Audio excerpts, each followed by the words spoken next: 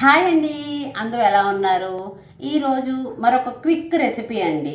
అంటే నువ్వుల పొడితో చేసిన కూర వల్ల మనకి చాలా బెనిఫిట్స్ అయితే ఉంటాయండి. అంటే బోన్ స్ట్రెంగ్త్ పెరుగుతుంది, ఇమ్యూన్ పెరుగుతుంది. సో మరి అంత స్ట్రెంగ్త్, అంత బూస్టింగ్ ఇచ్చేది మనం ఎందుకు వండుకోకుండా ఉంటామండి? అందుకని ఈరోజు మనం ఆనపకాయతో నువ్వుల పొడి కూర ఎలా చేసుకోవాలో చూసేద్దామా? వచ్చేసేయండి.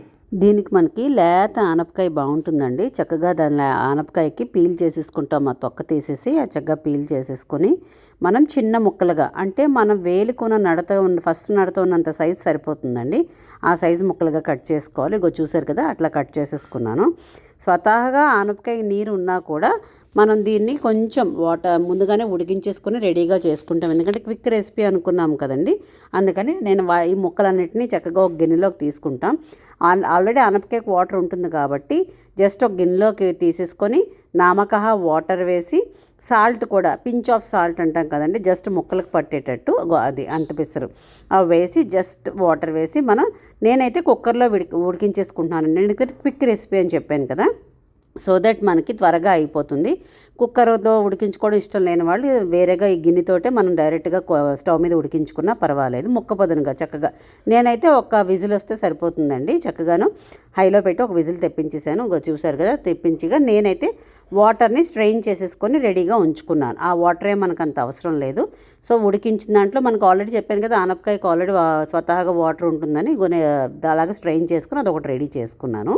ఈలోగా మూకుడు మనం పెట్టుకొని వేడి చేసి, వేడి అవ్వంగానే మూకుడు ముందుగా ఎండుమిరపకాయ, అంటే కూరకు కావాల్సిన కారం అంతా ఈ ఎండుమిరపకాయల కారంతో చేసుకుంటామండి. ఇంకా పచ్చిమిరపకాయలు అయితే ఇందులో వేయాల్సిన అవసరం లేదు. అందుకని ఎండుమిరపకాయలను వేసుకొని కొంచెం కలర్ మారే వరకు వేయించుకొని నేనైతే వీటిని తీసి ప్లేట్లో ముందుగా వేసేసుకొని అదే మూకుల్లో నేను నూలుపప్పు కూడా వేయించుకున్నాను. చాలామంది ఏంటంటే ముందు ఎండుమిరపకాయలు వేగిన తర్వాత అందులోనే నూలుపప్పు కూడా వేసేసుకుంటారు. నేను రెండు సపరేట్గా వేయించుకుంటాను. సో దట్ ఎండుమిరపకాయ మాడిపోకుండా ఉంటుందన్నమాట. చూసారు కదా, అలా నూలుపప్పు వేసుకొని మనం ఆడిపోకుండా చక్కగా మంచి కలర్, అంటే జస్ట్ వైట్ కలర్లో ఉండే నూలుపప్పుని కొంచెం గోల్డెన్ కలర్గా వచ్చే వరకు కొంచెం వేయించుకొని మళ్ళీ మనం దాన్ని ఒక ప్లేట్లోకి తీసేసుకోవాలి. అదే ప్లేట్లో తీసుకున్నా పర్వాలేదు, అంటే ఎండుమిరపకాయలు వేసిన ప్లేట్ తీసుకున్నా పర్లేదు, లేకపోతే సెపరేట్ ప్లేట్లో వేసుకున్నా పర్లేదు. నేను సెపరేట్ ప్లేట్లో అయితే వేసుకున్నానండి. అది అప్ టు యూ, మీ ఇష్టం, మీకున్న సౌఖ్యం బట్టి మీరు చేసుకోండి. అలాగా రెండు బాగా చల్లారాలండి. చూసుకుని బాగా చల్లారిపోయిన తర్వాత మనం మిక్సీ వేసి పొడి చేసేసుకుంటాము.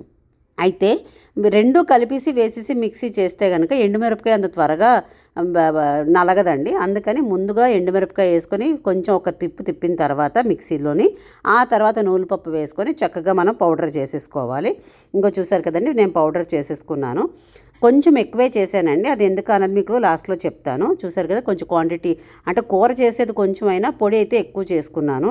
ఎందుకంటే ముందే చెప్తున్నాను కదా, నువ్వుల పొడి ఎప్పుడు ఆరోగ్యానికి చాలా మంచిదని. సో మనకి ఉడికిన ఆనపకాయ రెడీ, నువ్వుల పొడి కూడా రెడీ అయిపోయింది. సో సింపుల్ అండి. వేరేగా చక్కగా అదే మూకుళ్ళలో అయితే నేను తీసేసుకున్నాను. అదే మూకుళ్ళలో మనం పోపు పెట్టేసుకుని, అంటే తాలింపు వేసేసుకుంటే కూర రెడీ అయిపోతుందండి. చక్కగా చూసారు కదా, అదే మూకుడికి నేను కొంచెం నూనె వేసుకొని వేడెక్కంగానే మన పోపు దినుసులండి, ఆవాలు వేసి మనం చిటపట్లాడంగానే శనగపప్పు వేసి చిన్న పిసరు కలర్ మానంగానే మినపప్పు అవి వేసి మనం పోపు బాగా వేచాలి, మాడబెట్టద్దు. అది ఎప్పుడు ఉండే డైలాగే కదా. పోపు అనగానే మనకి ఇంగువ కొంచెం దండిగా వేసుకొని 1-2 ఎండుమిరపకాయలు, కరివేపాకు, ఫ్రెష్ కరివేపాకు వేసుకుంటే చాలా బాగుంటుందండి. ఇవన్నీ కొంచెం అట్లా వేగిన తర్వాత మనం ఇంత ముందు ఉడికించి స్ట్రెయిన్ చేసి ఉంచుకున్న ఆనపకాయ ముక్కలండి, చూసారు కదా, అందులో వేసుకొని కొంచెం కలుపుకోవడమే. దీనికి వేరేగా ప్రత్యేకించి మళ్ళీ వాటర్ అయితే అవసరం లేదు.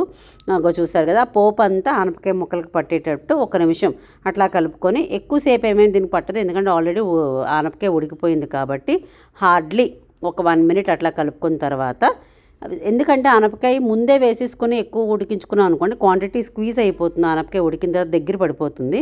అందుకని అన్నితా ఉడికి వార్చిన తర్వాత ఈ స్టేజ్లో మనం ఉప్పు వేసుకుంటే కరెక్ట్గా టేస్ట్కి మంచి సరిపడా ఉప్పు పడుతుందండి.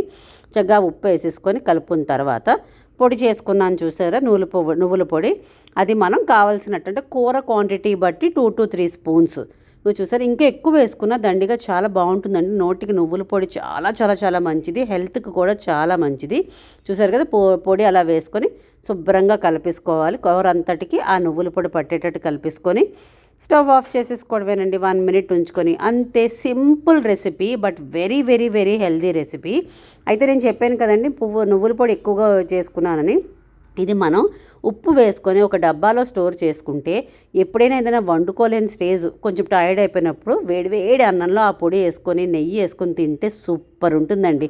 ఇప్పుడైతే నాకు కూర రెడీ అయిపోయింది, ఇంకా నేను వేడివేడి అన్నంతో తినేయడమే. మీరు కూడా ఒకసారి ఈ సింపుల్ హెల్దీ ఈజీ రెసిపీని ఎలా చేయాలో ఒకసారి ట్రై చేసి బాగా వస్తే కనుక కింద కమెంట్ చేయండి. Please do like, share and subscribe to ultimate Usha. ఇంకా ఏమైనా గైడెన్స్ ఇవ్వాలంటే కింద కమెంట్స్ చేయండి. Thank you, bye.